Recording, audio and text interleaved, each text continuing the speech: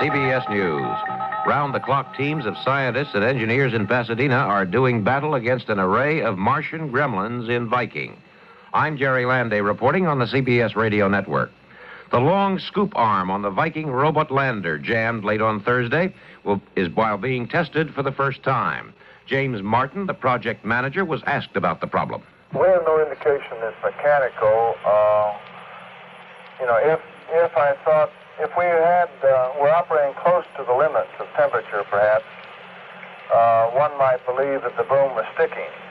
But we had in the previous sequence, just a few minutes before this happening, we had extended the boom, we had retracted it, we had rotated it.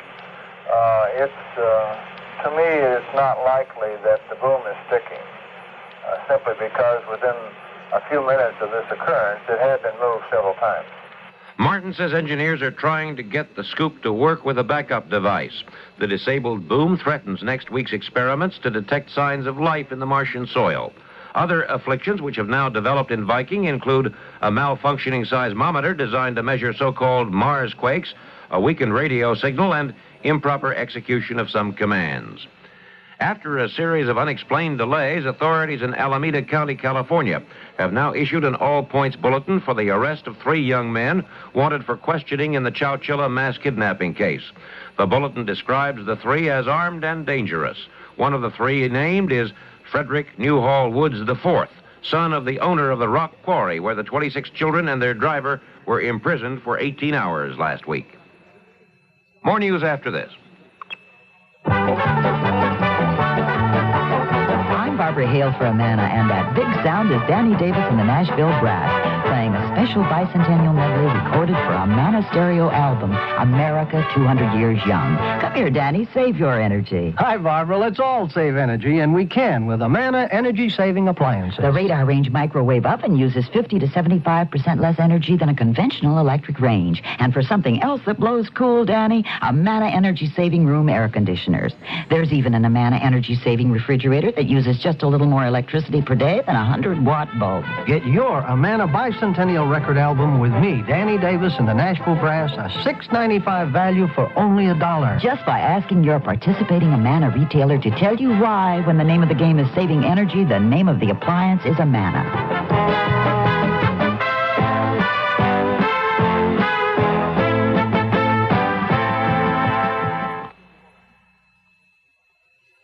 John Connelly hints that he would accept the Republican nomination for vice president if he were convinced he could contribute to a victory. Connelly spoke in a telephone interview. I'm a reluctant prospect because I'm not a candidate for anything. I don't tend to be a candidate. I'm not going to seek the office of vice president or seek any other office, appointive or elected. And that what I said was that I would even be a reluctant prospect even if I'm convinced by the nominee that my presence on the ticket would make a substantial contribution to the election of the ticket. But Connelly pointed out he has made no Sherman-like statement rejecting the possibility. Connelly said he intends to be in Kansas City during the convention next month. One of President Ford's recent visitors said Connelly is one of those on the president's short list. President Anwar Sadat of Egypt has branded Muammar Kaddaffi Libya's lunatic and has suggested it might be well for the Arab world if Kaddaffi were overthrown. In a speech marking the 24th anniversary of the overthrow of King Farouk, Sadat accused Kaddaffi of masterminding the recent abortive coup in Sudan in which 300 died. Sadat had previously suggested Kaddaffi might have had a hand in attempts to overthrow him. Sadat said in remarks addressed to the Libyan people, any people who think they must remain handcuffed can look to the lessons of ancient and modern history. Democratic presidential nominee Jimmy Carter said Thursday he's opposed to a Democratic bill which would order the blanket breakup of major oil companies. Now this. Are you giving your children all the attention they deserve? Naturally, we all wish we had more time for our families. This is Susan Strasberg for the National Society for the Prevention of Blindness. And as a mother, I think the health and safety of our children's eyesight is one thing we can't afford to neglect.